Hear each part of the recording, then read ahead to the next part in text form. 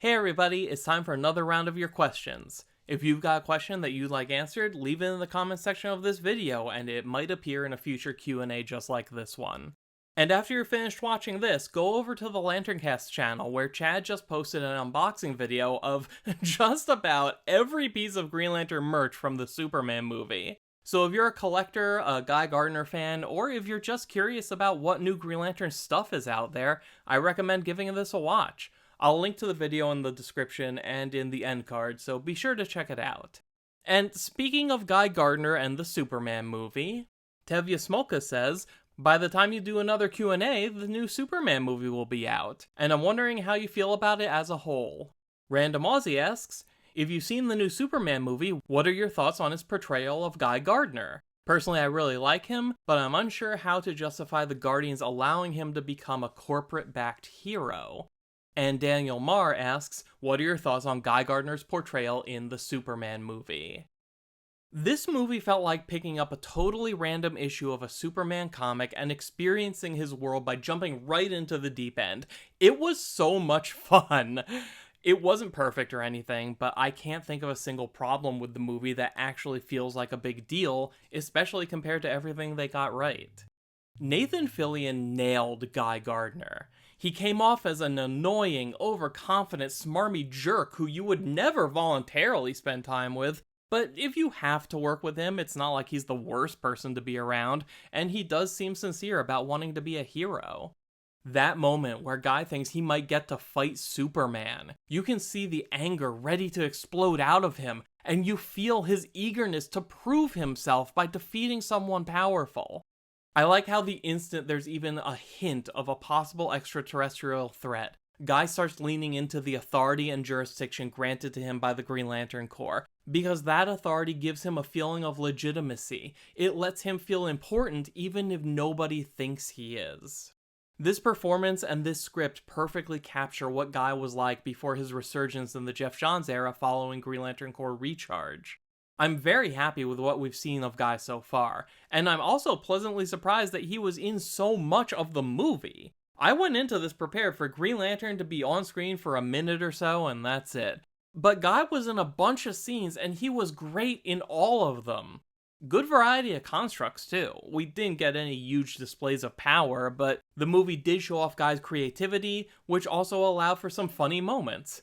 And without spoiling it, there's a scene back at home base where Guy's complete inability to keep a secret, despite having only just met the person he's talking to minutes earlier, had me laughing. It's one of my favorite moments in the movie.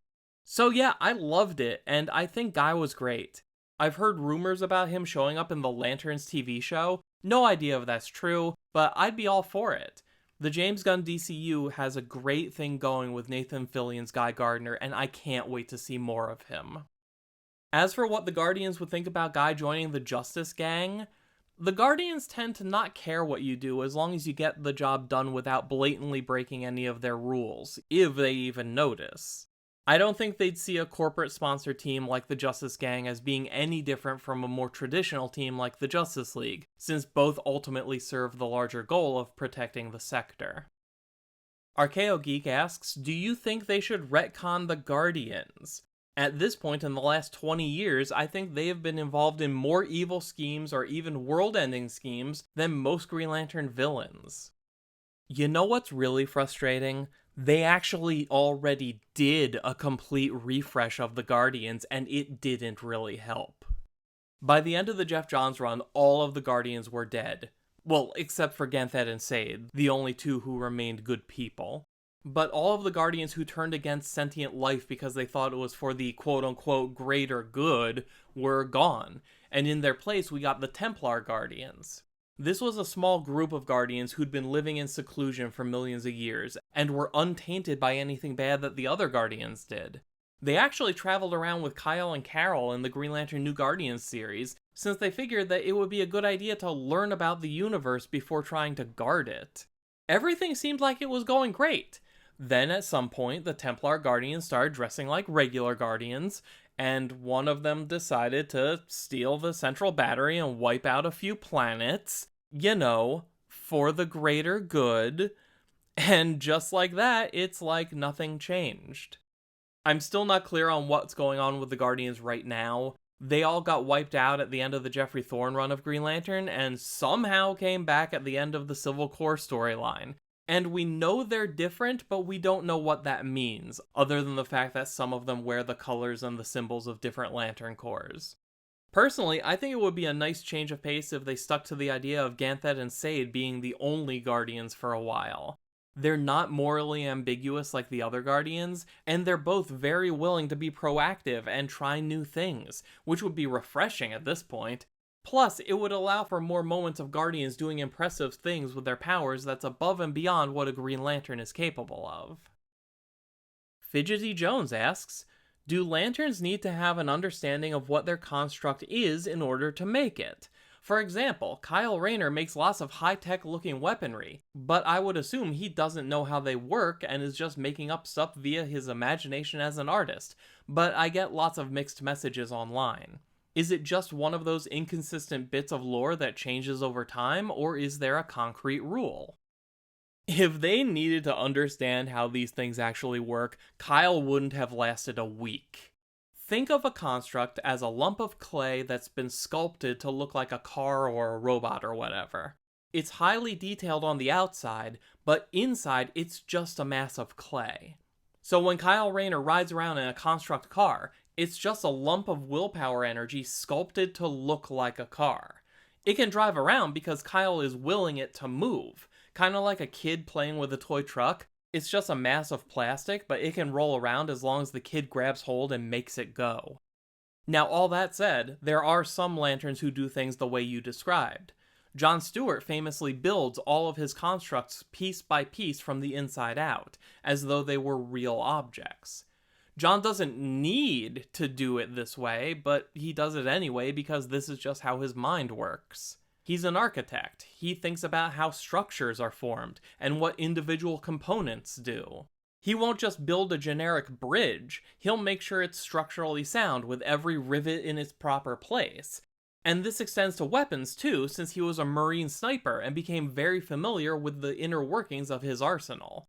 For John, making constructs this way is just as natural as Kyle getting every detail right in his latest giant robot. One is very technical, the other is more surface level. Neither of them are actually necessary to get the job done, but it works for them. Now, you want to make this really complicated, there's another layer to consider. Let's say a Green Lantern makes a construct gun and fires it. Maybe it fires a beam or a bullet, doesn't matter. Whatever shoots out of that gun is a manifestation of the Green Lantern's willpower and is being generated by their ring. So the question becomes, why bother making a gun at all? Why not just shoot an energy blast from the ring? Wouldn't it have the exact same effect? Technically, the answer is yes. The construct guns are unnecessary, and a simple beam from the ring could do exactly the same thing as anything else the ring generates. But you have to remember that these rings are linked to the minds and imaginations of their users. So if you've spent years as a Marine sniper, and you believe that you need a sniper rifle to make that shot, because all of your combat skills revolve around using that kind of equipment, then your range and your accuracy will end up being better if you use a construct sniper rifle. Deacon Caldill asks, do you think it could be possible for Alan Scott to create his own Green Lantern Corps? This is because when the Lantern Corps was essentially gone, I thought it would be cool if Alan somehow made his own Lantern Corps and other Lanterns having to learn how to use this new power source.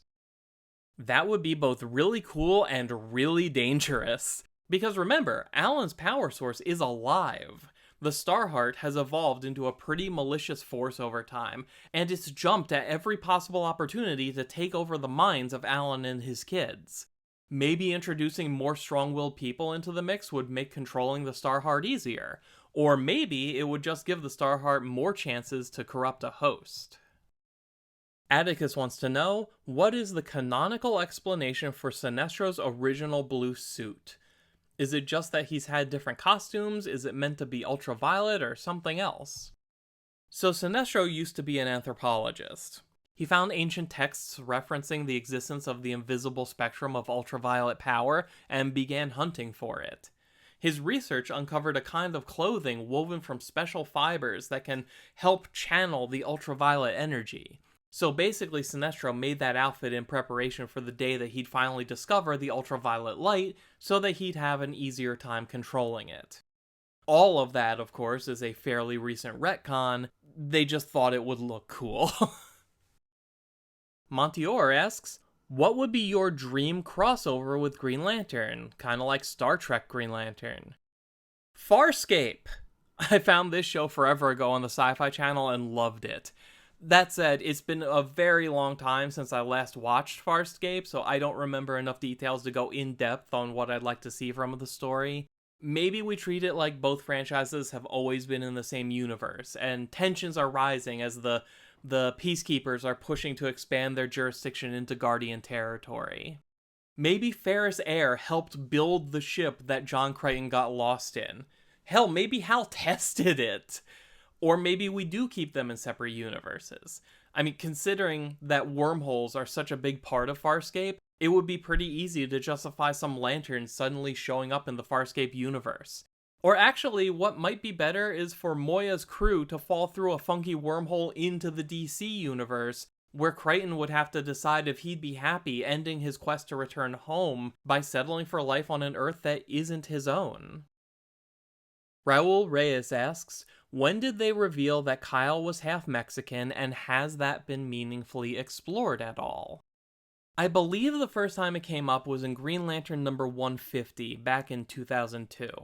This was at the end of the Power of Ion storyline, where Kyle gained godlike power and decided to track down his estranged father by scanning the DNA of everyone on Earth until he found a close enough match.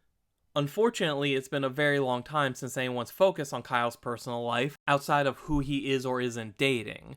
The only writer I can think of who seems to consistently remember and bring up this part of Kyle's background is Tom King, since it's a prominent part of Kyle's character in the Omega Men series, as well as Kyle's brief cameo in Heroes in Crisis. Here, you want to know how little anyone remembers about Kyle's background? The next time we saw Kyle's dad was a decade later in 2013 in Green Lantern New Guardians number 20, and he looked like this. You can try to chalk this up to a New 52 retcon or something, but I don't buy it. The absolute best case scenario is that everyone involved just didn't know, because nobody ever bothered to update Kyle's character sheet to include the changes made in 2002, and that's being very generous. Sunday Madubu asks, why is it that the moment Hal and Superman moved the Earth into orbit is ranked among Hal Jordan and Superman feats, and no one has even considered the fact that the Earth is literally weightless in space? Because weight has nothing to do with it. The Earth has an insane amount of mass, and the only way to move that mass is with an insane amount of force, even in a zero-gravity environment. The thing that makes the Earth so hard to move isn't how heavy it is, it's how much of it there is. The Earth is just made of so much stuff that you'd have to be unfathomably strong to move it, no matter what. Ito asks, have you seen the death battle of Simon the Digger vs. Kyle Rayner? What do you think about it? And Excalibur asks, since I know you love Kyle Rayner and Simon from Gurren Lagann, I gotta ask, what did you think of Simon vs. Kyle in Death Battle that recently dropped not long ago? I saw it, and it ended the way I expected. They got some stuff wrong, but it wasn't anything that would have actually changed the outcome. Like, for example, they say that Kyle's ring has to be recharged every 24 hours. That's never been true. The 24-hour time limit went away with Emerald Twilight and never applied to Kyle. But again, none of that matters because this battle was never going to last 24 whole hours anyway. But yeah, I think the video speaks for itself pretty well overall, and I've got no real complaints. If anyone watching this hasn't already watched that, go watch it. I'll link to it in the description of this video. And that'll do it for this batch. If you have a question you'd like answered, leave it in the comments section down below, and it might be featured in a future video. Remember to subscribe if you haven't already so that you'll know when the next installment of this Q&A series comes out, and follow me on Blue Sky for more of my thoughts on comics in general. Until next time, thank you for taking the time to watch. My name is Dan. We'll talk again soon.